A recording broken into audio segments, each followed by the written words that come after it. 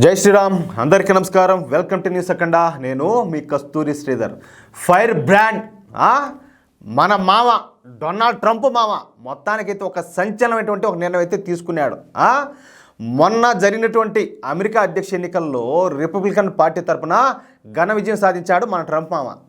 90% media తనకు వ్యతిరేకంగా ఉన్నప్పటికీ ఒంటరి పోరాటం చేసి ఒక మొనగాడిలాగా ఈ డెమోక్రాట్ అభ్యర్థి అయినటువంటి కమలా హ్యారిస్ పైన ఘన విజయం సాధించాడు. ఇక్కడ మీకు ఒక విషయం చెప్పాలా, అమెరికా అధ్యక్ష ఎన్నికల్లో కూడా ఈ అమెరికన్ డీప్ స్టేటు డొనాల్డ్ ట్రంప్కు వ్యతిరేకంగా పనిచేసింది. ఈ జార్జ్ సోరెస్ తెలుసు కదా మీకు, జార్జ్ సోరెస్ కూడా, ఈ George Soros, Barack Obama, Bill Clinton వంటి మహామహులు డొనాల్డ్ ట్రంప్ను ఓడించడానికి విశ్వ ప్రయత్నాలు చేశారు. అయినప్పటికీ డొనాల్డ్ ట్రంప్ పాపులర్ ఓట్లతో అయితే గెలుపొందినాడు. సరే, ఇక డొనాల్డ్ ట్రంప్ అమెరికా అధ్యక్షుడిగా జనవరి 20వ తారీఖునైతే ప్రమాణ స్వీకారం అయితే చేయనున్నాడు.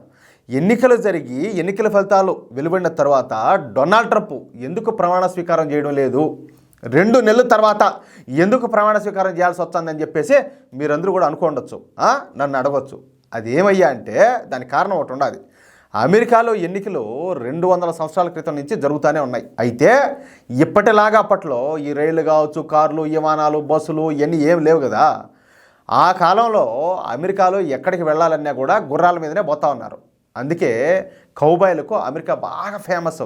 ఇకపోతే అమెరికా విస్తీర్ణం 98 లక్షల చదరపు కిలోమీటర్లు, అంటే మన దేశం కన్నా 3 రెట్లు పెద్దది. అయితే ఆ కాలంలో కూడా అమెరికా అధ్యక్షుని ప్రమాణ స్వీకారోత్సవానికి దేశం నలుమూలల నుంచి ఈ అధికారులు, నాయకులు అందరూ కూడా వస్తూ ఉన్నారు. అయితే వాళ్ళు గుర్రాల మీద వాషింగ్టన్ రావడానికి దాదాపు 40 నుంచి 50 రోజులు సమయం పట్టేదంట.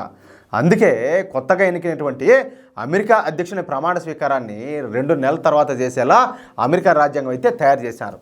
అయితే ఇప్పటికి కూడా ఈ అమెరికా వాళ్ళు అదే రాజ్యాంగాన్ని అయితే ఫాలో అవుతారు. ఇప్పుడు ఈ విషయం అంతా ఎందుకు చెప్తున్నానంటే, తెలియని వాళ్ళు కొంతమంది ఉంటారు కదా, వాళ్ళు చెప్పడం కోసం చెప్తున్నా, అది మ్యాటర్. ఇక అసలు విషయానికి వద్దాం.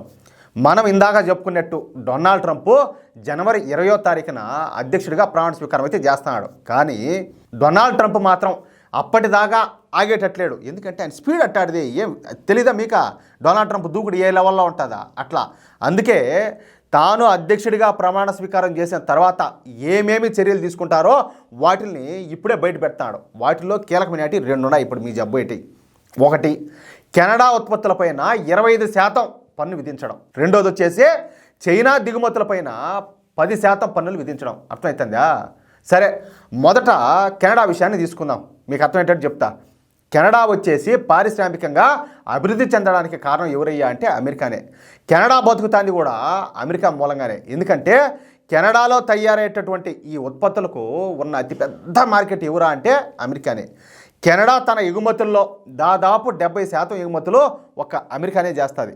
అయితే ఇప్పుడు కెనడా ఉత్పత్తులపైన డొనాల్డ్ ట్రంప్ ఏకంగా 25% పన్నులు విధించడంతో ఇక దేవాలా తీసేదానికైతే కెనడా సిద్ధంగా ఉండదని చెప్పేసి మనం అర్థం చేసుకోవచ్చు. ఇప్పటి వరకు కెనడాలో పెట్టుబడులు పెట్టినటువంటి పారిశ్రామికవేత్తలు ఇకపైన కెనడా నుంచి వెళ్ళిపోయి అమెరికాలో అయితే పెట్టుబడులు పెట్టున్నారు. అర్థమవుతుందా? దీంతో కెనడా అయితే చావు దెబ్బతినడం ఖాయం, దాంట్లో మాత్రం డౌట్లే. తెలుసు కదా, కెనడాను పరిపాలిస్తుంది జస్టిన్ ట్రూడో. ఖలిస్తాన్ ఉద్యమాన్ని నెత్తిన పెట్టుకొని ఖలిస్తాన్ ఉద్యమకారులను, తీవ్రవాదులను, వేర్పాటువాదులను వాళ్ళు చేరదీసి మన భారతదేశాన్ని ఏ విధంగా చూస్తున్నాడో, మన భారతదేశాన్ని ప్రపంచం ముందు దోషిగా నిలబడడానికి ఎన్ని ప్రయత్నాలు చేస్తున్నాడో మనం చూస్తూనే ఉన్నాం. అలాంటిది ఇప్పుడు డొనాల్డ్ ట్రంప్ మామ రూపంలో కెనడాకు బాగా పడుతుంది. అర్థమైందా? ఎట్లా న్యూస్ సూపర్గా ఉండా. సరే, ఇంకా చైనా విషయానికి వద్దాం. చైనాకు అమెరికా వచ్చేసి అతిపెద్ద మార్కెట్. ప్రపంచంలో మరే 2 దేశాల మధ్య జరగనంత వాణిజ్యమో ఈ అమెరికా చైనాల మధ్య జరుగుతుంది. ముఖ్యంగా చైనా నుంచి అమెరికాకు సంవత్సరానికి $600 బిలియన్ ఉత్పత్తులు అయితే దిగుమతి అవుతాయి. అంటే మన డబ్బుతో పోలిస్తే దాదాపుగా 49 లక్షల కోట్ల రూపాయలు అన్నమాట. అర్థమవుతుందా?